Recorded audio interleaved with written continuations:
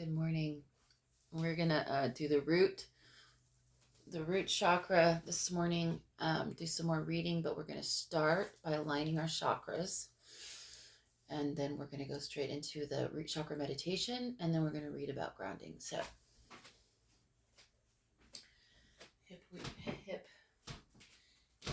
hips apart, aligning your chakras.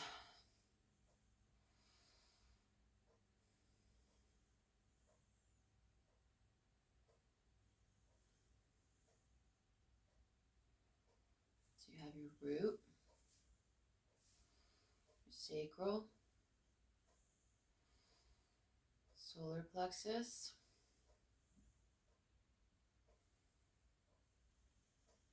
heart, throat,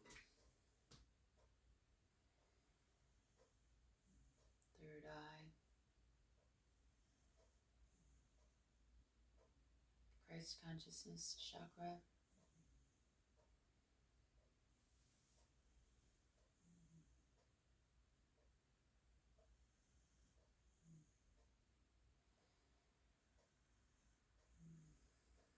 now I'm going to do both energy flows, starting from the crown, going down into the root, cosmic energy,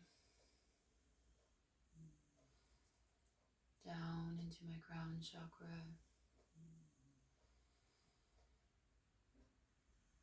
filling my third eye chakra, cosmic energy flowing down into the throat chakra, heart chakra. Oh, got stuck in the throat chakra.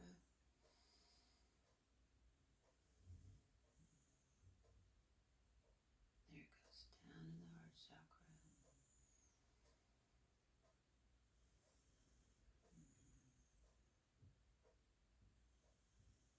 Pushing it down.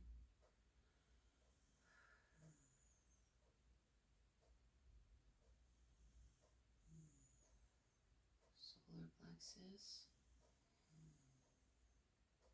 So I'm noticing some congestion in my throat chakra. The energy's not wanting to move past that very easily. Just noticing.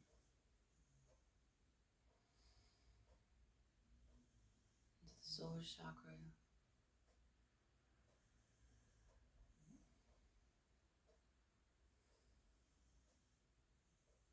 All right, I'll drop down.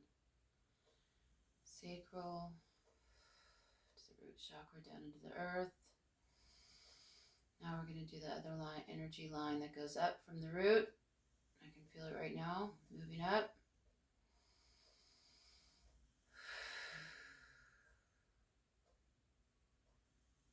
Into the sacral. Up into the solar plexus.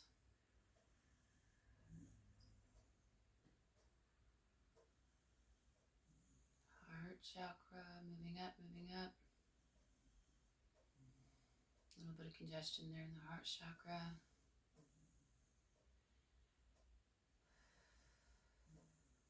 Throat chakra.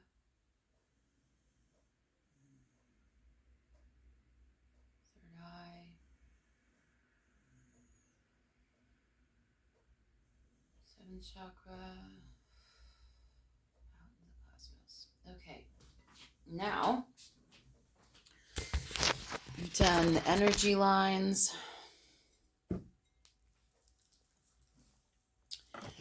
And we've done the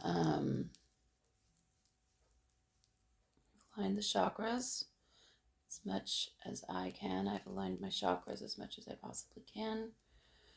For right now, accepting there's some that's stuck. There is some blockages I've noticed.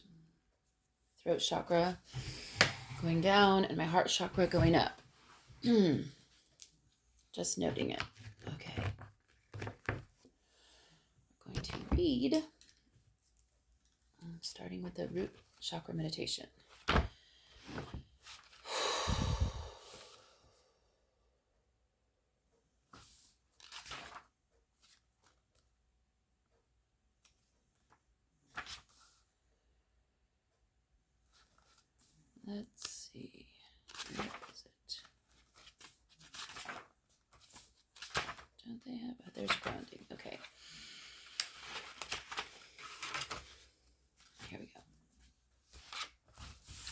Chakra 1, the root chakra of the earth. Now this is just the opening meditation. We're going to do this every recording while working on our root chakra. You are about to go on a journey. It is a journey through the layers of your own self. It is a journey through your life, through the worlds within and around you. It begins here in your own body. It begins now, wherever you are. It is your own personal quest. Make yourself comfortable, for the journey is not short. It could take months, years, or lifetimes, but you have already chosen to go. You began a long, long time ago. You have been provided a vehicle in which you take this journey. It is your body. It is equipped with everything you might need. One of your challenges on this journey is to keep your vehicle nourished, happy, and in good repair. It is the only one that you will be given. So we begin our journey by exploring our vehicle. Take a moment to feel your body.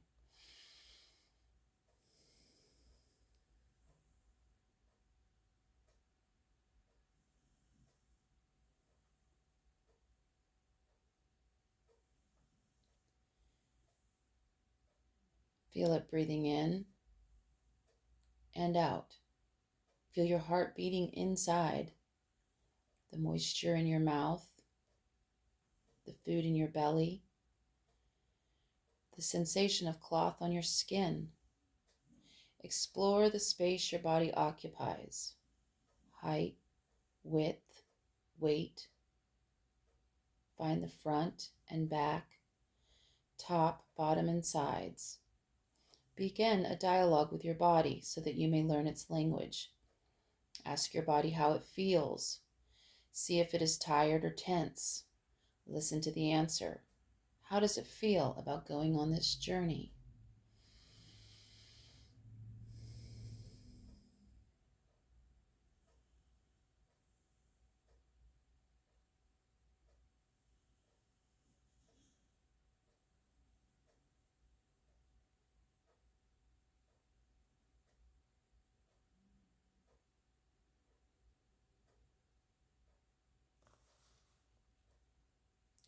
You have been given a vehicle for this journey, but it is not something you have, it is something you are.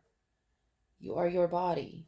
You are a body living a life in this physical world. Getting up in the morning, eating, going to work, touching, sleeping, bathing. Feel your body going through its daily routines. See the number of interactions it has with the outside world in a day. Notice the interchange of hands touching doors, steering wheels, other hands, papers, dishes, children, food, your lover. Think about how your body has grown and learned and changed over the years. What has it become to you? Do you ever thank it for taking care of you?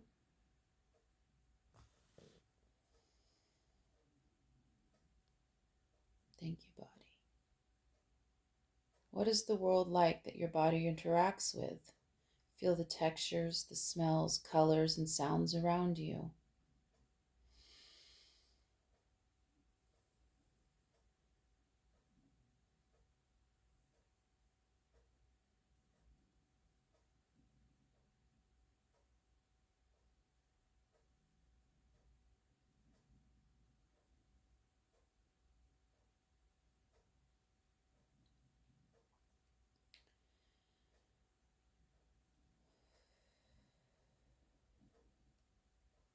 Be your body feeling them, all the sensations your mind might miss, but your body experiences.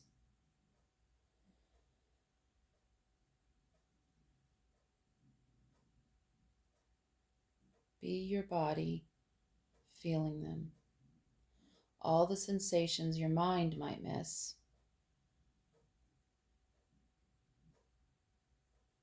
but your body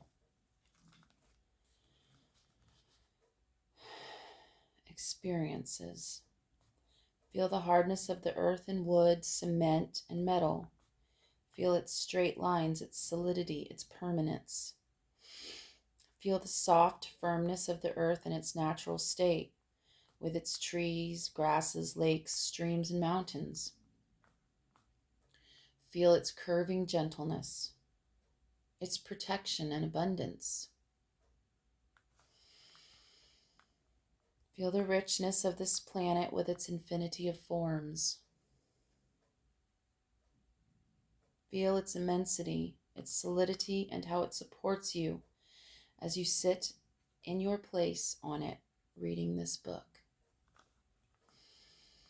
The planet is a vehicle too. It takes us through time and through space. Feel the earth as a central, unified entity, a living body just like you, with an infinity of cells working together as a whole. You are a cell in this great body, part of Mother Earth, one of her children. We begin our journey here on this great body of Earth. Our long climb upward begins by going down. We go down into this body. As we go down into our own bodies, into our flesh, our guts, into our legs and feet, digging our roots deep into the earth, which supports and nourishes us. We've moved deep into her rocks and soil, deep into her guts of red-hot lava, seething deep below into her source of life and movement and power. When we sink deeply, we come to the base of our spine and find a red glowing ball of energy, glowing like the core of the earth. Feel this molten energy running down your legs, through your knees, into your feet. Feel it running through your feet and into the floor beneath you, through the floor, down into the earth, burrowing between rocks and roots, finding nourishment, support, and stability.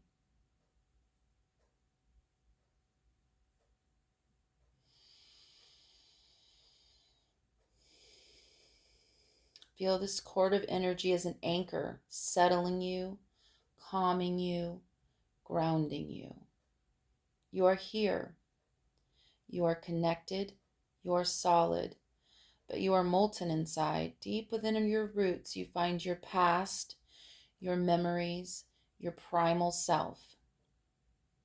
Your connection here is simple, direct. You remember your heritage, your ancient self as a child of the earth. She is your teacher. What is this matter that comes from the earth? Think of the chair you are sitting in, the tree it once was, the cotton in the field, the cloth on the loom, the workers that transported it, sold it, sat on it before. Think of the things you have, the complexity in each one of them, their abundance. Think of the financial abundance you may have, however large or small it may be. Think of it as a gift from the earth. How does it come to you? What does your body do to get this? What do you use it for? Think of this money as a stream of life running into you and out of you through your hands, your feet, your heart, and your mind. As it flows through you, feel yourself in constant exchange with the earth. Let the feeling of abundance come up from the earth into your feet, into your legs, your pelvis, stomach, heart, hands. Feel its expression in your throat, its recognition of your vision, its imprint in your mind. Take a deep breath.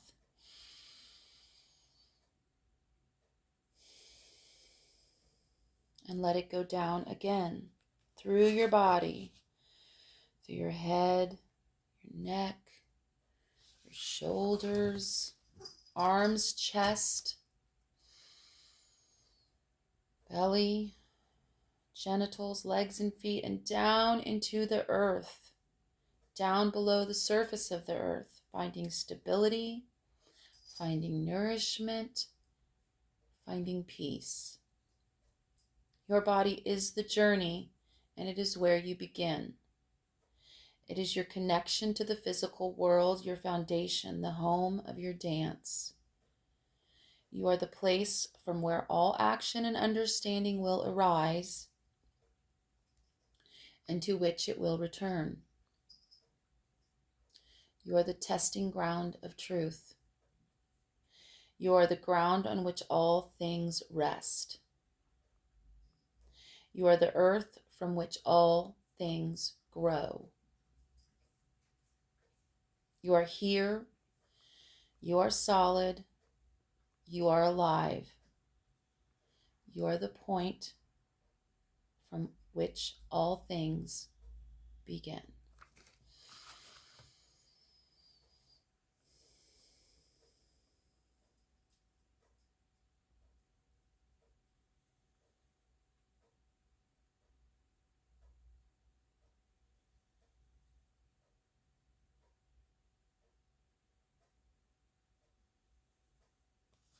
Okay, now we're going to read about grounding.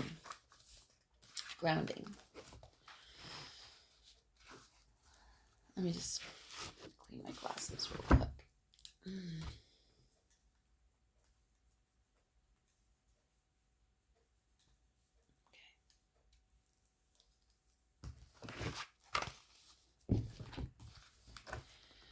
The liberating current, ever moving toward higher consciousness, is the pathway most commonly associated with the chakra system. Until recently, there has been less said about sending our energy downward into the earth along the current of manifestation. This is often seen as less spiritual and therefore less worthy of our time and attention. Too many spiritual paths ignore the importance of grounding.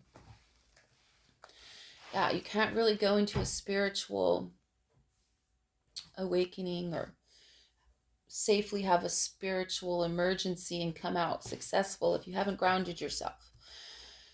I know.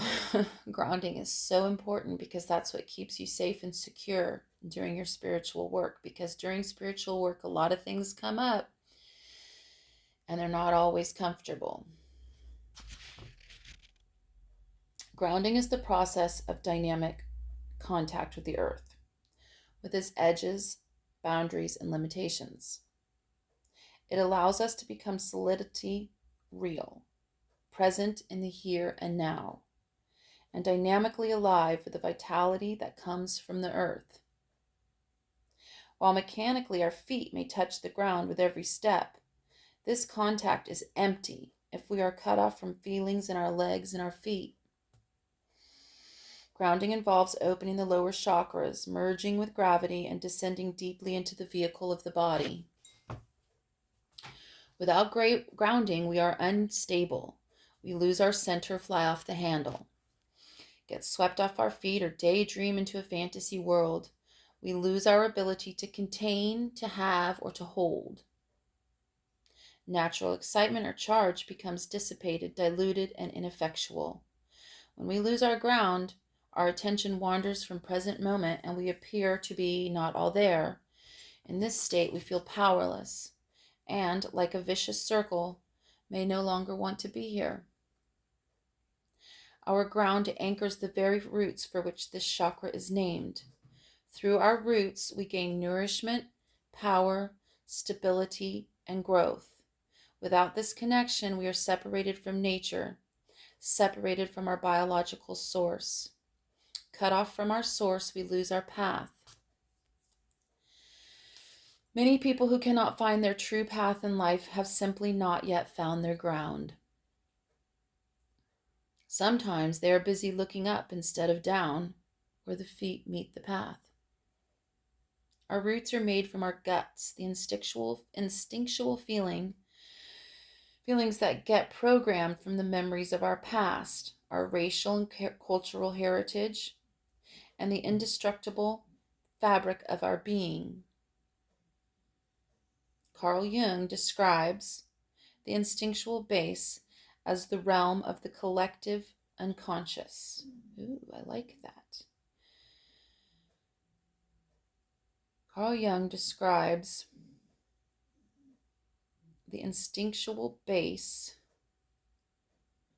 as the realm of the collective unconscious, a vast and powerful realm of inherited instincts and evolutionary trends. When we reclaim these roots, we strengthen who we are and draw on the vast wisdom of this instinctual realm. Pretty cool. When we are grounded, we are humble and close to the earth. We live simply in a state of grace.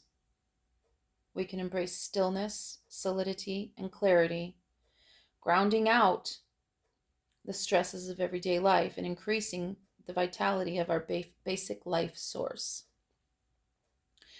Resting on the ground, we cannot fall, which provides a sense of inner security. It is through grounding that our consciousness completes the manifesting current. It is at the first chakra plane that ideas become reality. From the great diversity of imagination to the intricate requirements of the physical world, the earth plane is the testing ground of our beliefs. That which has ground, substance, and validity will find its way to manifestation. That which has roots will endure. In today's urban world, there are few people who are naturally grounded. Our language and cultural values reflect the superiority of the high at the expense of the low. I'm going to read that one again. We all know this, especially the low. Know this to be true. Our language and cultural values reflect the superiority of the high at the expense of the low. To be highly regarded, to hold one thing above another, to get high, to have things look up. Socially and economically, intellectual work is better rewarded than physical labor. Our natural bodily processes such as waste elimination, sexuality, birth, breastfeeding, or nudity are considered dirty, to be done only in private and often with much guilt. Control of our health is put in the hands of an elite class, denying us the sense of our own innate healing potential. I'm going to read that again. Our natural bodily processes such as waste elimination, sexuality, birth, breastfeeding, or nudity are considered dirty, to be done only in private and often with much guilt. Control of our health is put in the hands of an elite class, denying us the sense of our own innate healing potential. Our power structures in business, government, and organized religion flow hierarchically from the top down, controlling and often trampling that which is below in order to serve the higher cause of that which is above.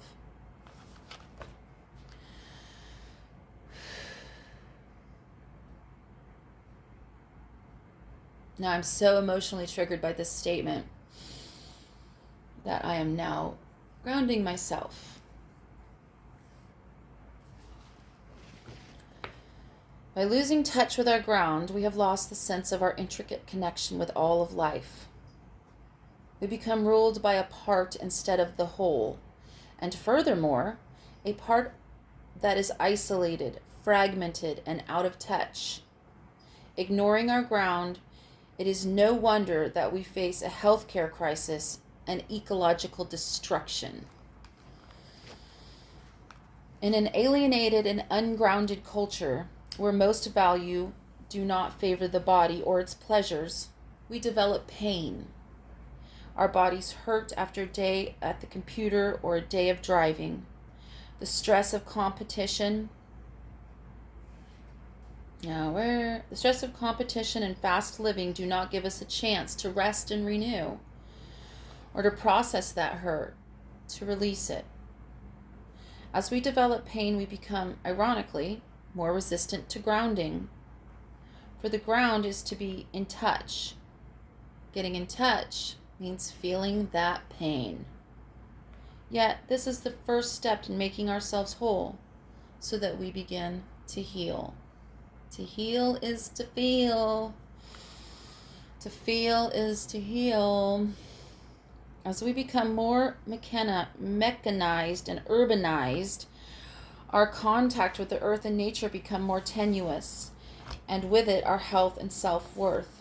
Our power is transferred to the upper body, where it too is tenuous and must be constantly guarded. Because we see ourselves as separate, power becomes an act of manipulation. Power becomes an act of manipulation rather than genuine connection. So much manipulation in the world on all levels.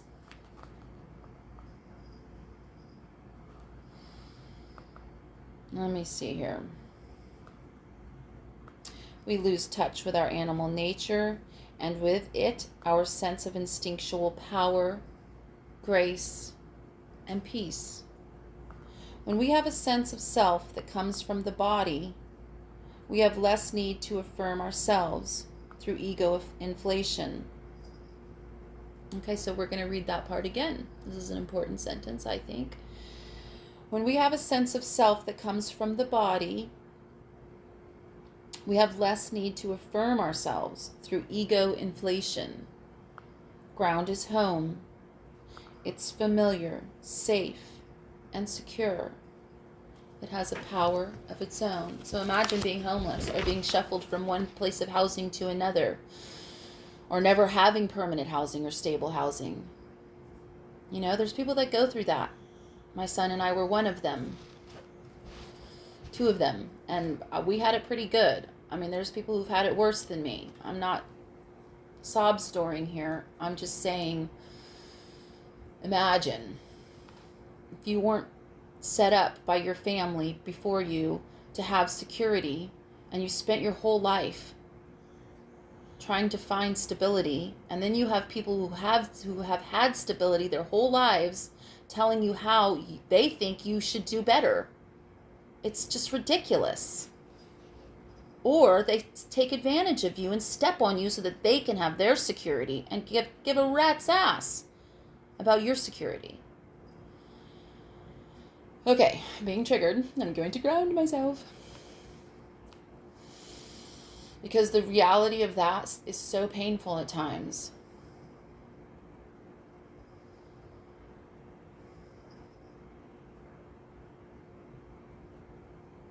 Complete generations being ruined by the greed of another set of people that are higher class. Grounding implies limitation. While the mental energy of the upper chakras is boundless, the lower chakras are far narrower in their scope. Language limits and, therefore, specifies our thoughts. Yet I could name 1,000 things I could fit in a large house, for the physical world has even more limitation. Each step down through the chakras becomes simpler, more definitive, and more constricted. While frightening to some people, this limitation is an essential creative principle. If we didn't limit our activities, we would accomplish nothing. If I didn't limit my thoughts as I typed this manuscript, I couldn't write. Far from being a negative, limitation creates a container that allows energy to build and gel into substance.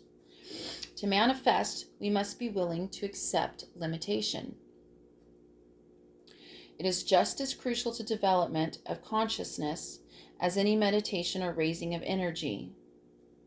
In the words of the immortal I Ching, limitation has success. Unlimited possibilities are not suited to man. If they existed, his life would only dissolve in the boundless. To become strong, a man's life needs the limitations ordained by duty and voluntarily accepted. Grounding is a simplifying force. We are bringing our consciousness into the body which, for all practical purposes, exists in one space and one time only, the here and now. Our thoughts, by contrast, are much more versatile, extending outside of space and time. We can fantasize about being in the mountains for the next summer vacation, and perhaps even see and feel the warmth of the sunshine. But our body remains where we are, at our desk, with snow outside the window and bills piled up in front of us. If we spend too much time fantasizing, we may never get enough work done to even take the vacation. Then it is time to get back to the earth plane, do some grounding, and take care of your survival needs. The human organism is a finely tuned instrument capable of receiving and transmitting an enormous variety of energies. Like any stereo receiver, we need to plug it in before we receive the various frequencies. Grounding is the process of plugging ourselves into the earth and the world around us, completing the circuit that makes us a channel for the great diversity of life energies around us. Just as a lightning rod protects a building by sending excess voltage into the ground, so too our grounding protects the body from becoming overloaded by the tensions of everyday life. Through grounding, we send the impact of stressful vibrations into a larger body that can handle them. A small child, for example, buries his head in his mother's shoulders on hearing a loud noise. He is, in a sense, grounding that vibration into her body. Measurements have shown that when a human body is standing on the ground, it is electrically grounded as well. There is an electrostatic field surrounding the earth with a resonant frequency of above 7.5 cycles per second. The late Itzhak Bentov discussed a micromotion of the body that consists of the contrast vibration of the heart, cells, and bodily fluids. He determined that this micromotion vibrates at a frequency of 6.8 to 7.5 cycles per second.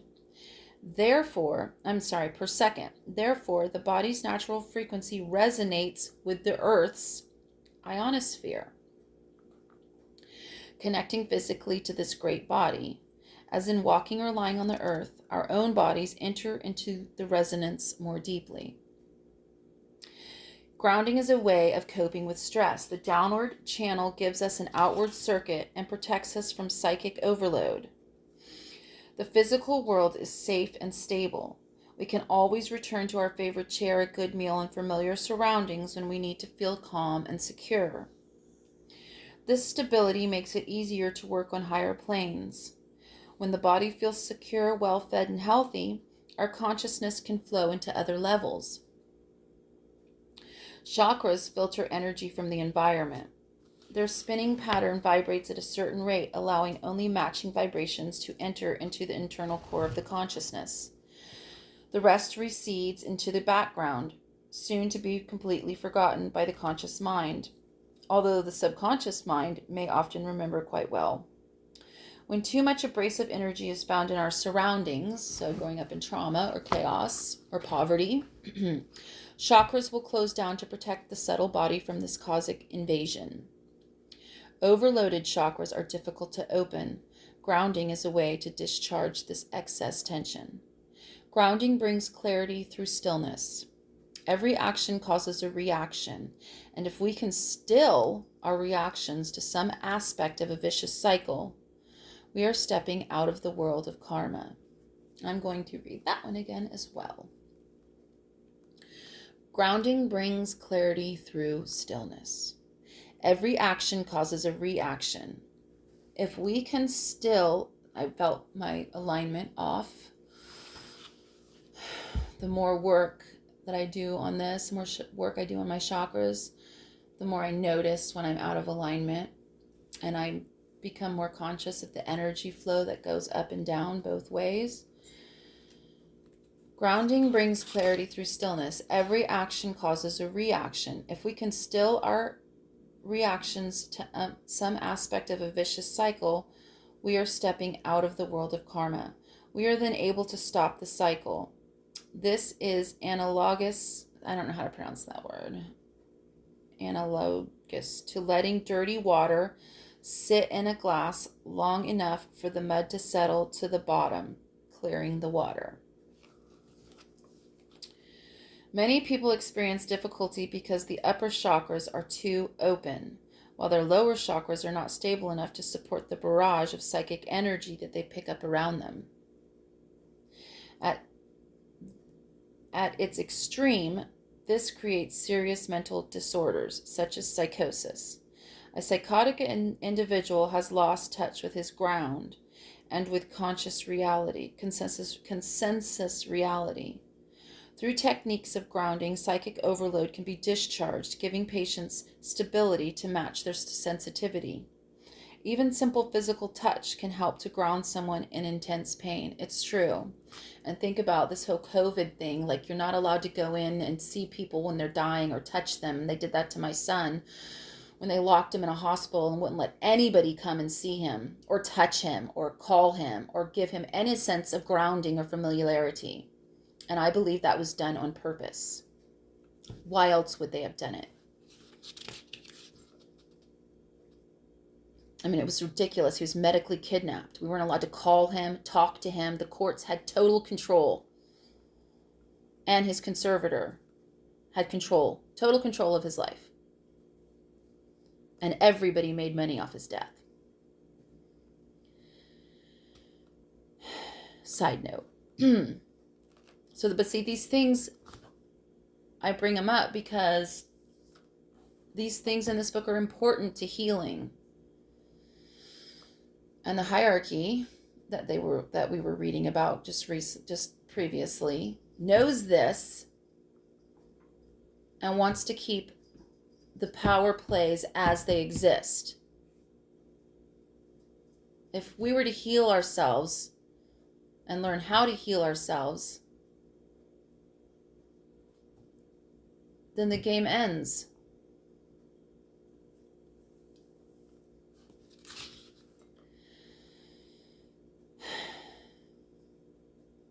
Okay, so touching someone when they are having a panic attack or anxiety attack is an important way of healing. It grounds people to be able to do that. And when the people in power, like being locked up in a jail cell or medically kidnapped, they take away the ability to ground yourself when you are in the worst time of your life. It's done on purpose. Okay, a psychotic individual has lost touch with his ground and with consensus reality. Through techniques of grounding, psychic overload can be discharged, giving patients stability to match their sensitivity. Even simple physical touch can help to ground someone in intense pain. Physical exercises or making something with one's hands is also useful. That has helped me so much when I just start creating. And I limited myself to being able to create. Well, my creation was working with my son Bodhi. That was how I grounded myself. Was being in servitude to my son, and that was taken from me. I lost my grounding, and he did too.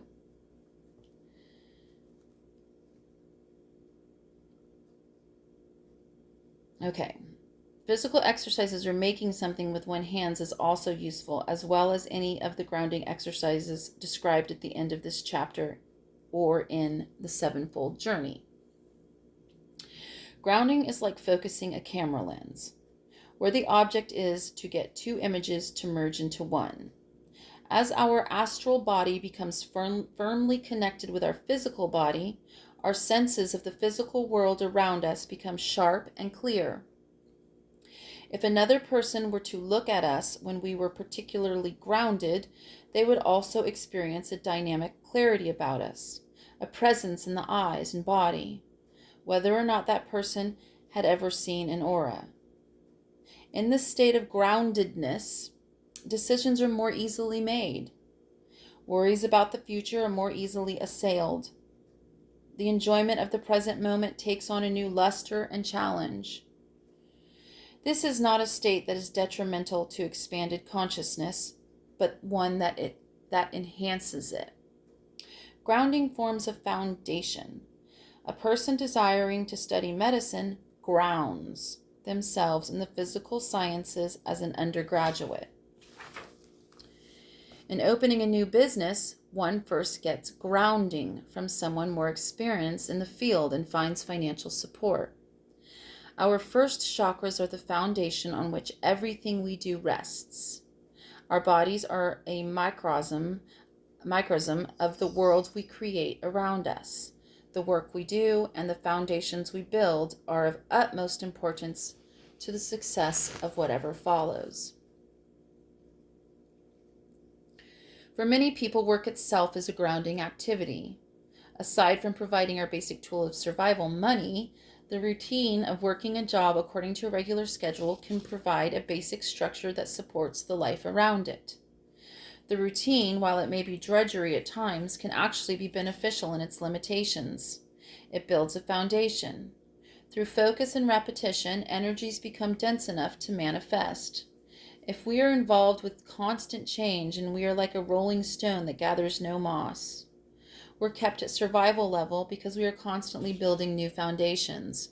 So, imagine the people in poverty who are always being evicted from their homes or having to move, being shuffled around from place to place. It's so much harder to ground yourself when you don't have physical stability.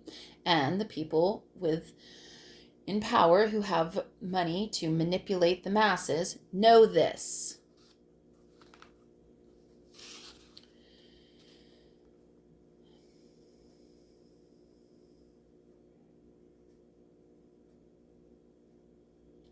Through focus and repetition, energies become dense enough to manifest. If we are involved with constant change, we are like a rolling stone that gathers no moss. We're kept at a survival level because we are constantly building new foundations. Only through focus and repetition can we achieve expertise in an area leading to larger manifestations of goals, be they physical or ideological. Chakras, however, must be balanced. While the stability of grounding is a necessary state to achieve, undue attachment to this security can be detrimental. Oh, so let's read that again. Balance. It's all about balance. Chakras, however, must be balanced. While the stability of grounding is a necessary state to achieve, undue attachment to this security can be detrimental. The physical world is not the goal, but only a tool. It is possible to dominate our consciousness with addictions to material comforts, and the acquisition of more and more and more then becomes the basis of many people's lives. It is this that is seen as a detriment to the growth of consciousness and one that makes material existence a trap. Once again, it is only undue attachment to this security that becomes a trap, not the basic satisfaction of the need. Grounding is not dull and lifeless, but dynamic and vibrant. Generally, it is our tension that makes us lethargic, and tension results from alienation between various parts of ourselves. As these parts are simplified and integrated, we experience increased vitality. Intellectually, it is easy for people to understand the need for grounding, but the experience cannot really be explained in words. It is a cumulative skill. One session of grounding meditations may produce some effect, but it is only over time that the real benefits may be achieved. As grounding is the foundation for all else we may do, it is well worth it to take the time. Okay, so we're going to stop there. Next time I record, we'll be reading about survival. Okay? So, I'm just going to do a couple breaths. Grounding energy down through my legs, my tailbone, down into my legs, down through my feet, down through the floor. That energy, that red ball of molten lava at the base of my spine, pushing out all that energy down into the earth, through the rocks, and grounding me. I'm here, I'm physical, I'm safe, I'm connected.